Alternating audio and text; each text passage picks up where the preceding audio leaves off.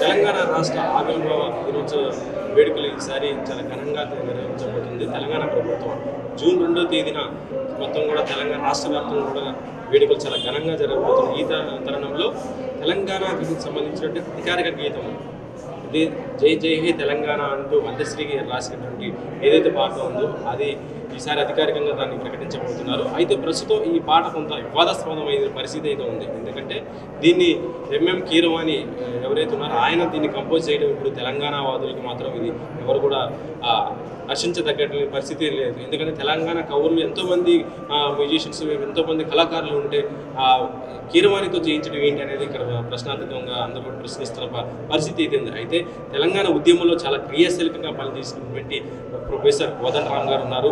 ఆయన తెలంగాణ జేఏసీకి చైర్మన్గా ఉండడం, తర్వాత తెలంగాణ జనసమితికి అధ్యక్షులుగా ఉన్నటువంటి కోదండరామ్ గారు ఉన్నారు. సార్, ఈ విషయం పైన మీరు ఏ విధంగా స్పందిస్తారు ఏంటి సార్?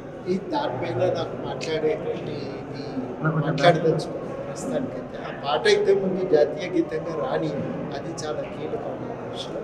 ఆ జాతీయ గీతంగా వచ్చిన తర్వాత ఇంకా ఎట్లా చేయొచ్చు, ఇంకా ఎంత బాగా దాన్ని తీసుకురావచ్చు అన్ని విషయాలు ఆలోచించుకుందాం, మెరుగులు దిద్దుదాం దానికి. కానీ మొత్తానికి తెలంగాణ ఉద్యమానికి స్ఫూర్తినిచ్చి ఉద్యమంలో ఒక పతాక గేయంగా నిలిచినటువంటి ఆ పాట వాళ్ళ ఒక జాతీయ గీతం కావడం చాలా సంతోషదాయకం.